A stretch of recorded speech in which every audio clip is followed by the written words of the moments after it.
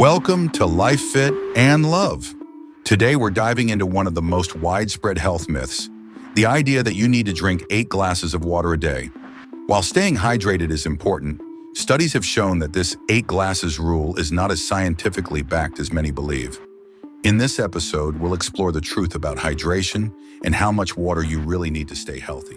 Ever find yourselves like religiously refilling that water bottle, aiming for the mystical 8 glasses a day, even when you're not actually thirsty? Right. I mean, we've all been there. Totally. And we got some really intriguing research from a listener questioning this whole 8 glasses thing. So today we're going to really dive deep into this whole hydration situation, separate the facts from the fiction. Yeah, absolutely. It's like the 8 glasses a day thing is so pervasive. You see it everywhere. But there was this 2002 review actually published in the American Journal of Physiology. Oh, 2? Wow. Okay. And they found absolutely no scientific basis for this rule. So, okay, if we can't rely on this magic number 8, how do we actually know when our bodies genuinely need more fluids? Well, I mean, that's where the beauty of, our own internal systems comes in, right? Our bodies are actually incredibly intuitive. Think about it. We don't schedule when we breathe. Right. Our body just knows, right? Okay. And thirst works very similarly. It's a natural cue from our body. So it's like that feeling of being parched. Exactly. Is our body kind of going, like hitting the alarm. Yes. It's like a built-in hydration alarm, basically. Hydration alarm. I like that. I'm going to use that. Yeah, there you go. Okay. Speaking of things, myths, hydration, all this stuff, the research you shared, it also digs into other common beliefs, like this idea that water is like a magic solution for weight loss or like flushing out toxins. What's the reality there? Yeah, that's a good point. And while staying hydrated is, of course, super important for overall health, it's not a magic bullet, right? Our bodies are a bit more complicated. I always think of it like oil and water. Yeah. They just don't mix, right? So you can add as much water as you want to oil. It's not going to magically make it disappear. And many toxins are what's called fat soluble, meaning they won't just dissolve in water and magically disappear from our bodies. Okay. Okay, that makes sense. That totally makes sense. And what about skin? Like we always hear drink water for glowing skin. The research seems a little skeptical about that one too. Yeah, and dehydration can definitely have an impact on our skin's appearance. But the research you sent actually specifically mentioned vitamin A deficiency as a potential factor in, dry skin.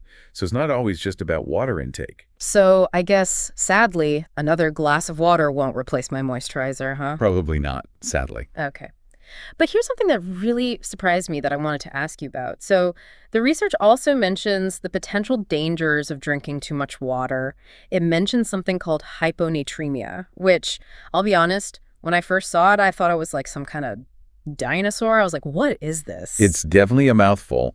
Basically, it boils down to electrolyte imbalance. So when we drink excessive amounts of water, it can actually dilute these essential electrolytes like sodium and potassium in our blood. And these electrolytes play super vital roles in regulating fluid balance within our cells. So it's so interesting, right? Because we focus so much on water intake, but it's really about this whole intricate balance within our bodies. It really is. It's like an orchestra, right? It all has to work together. Exactly.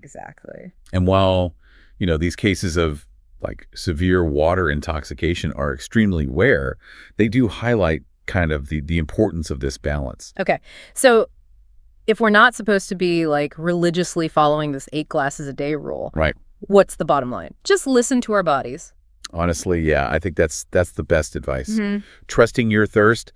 Our bodies are pretty good at telling us what they need. They are, yeah. Of course, individual needs vary. It depends on your activity level, the climate you live in, and just your overall health, right? So when in doubt, if you're ever concerned, it's always best to consult with, a medical professional. Always good to have that second opinion. Well, this has been a real eye-opener, I gotta say. It's just a good reminder that even those beliefs that seem so deeply ingrained can sometimes be misleading. They really can.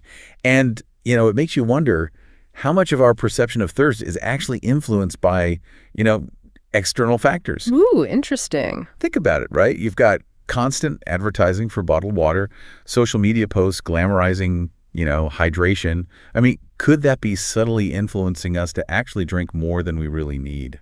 Ooh. So are we actually thirsty, or have we just been trained to think we are? That's a really interesting thing to think about. Yeah, I mean, it seems like even our most basic instincts can be swayed by these outside forces. It really does.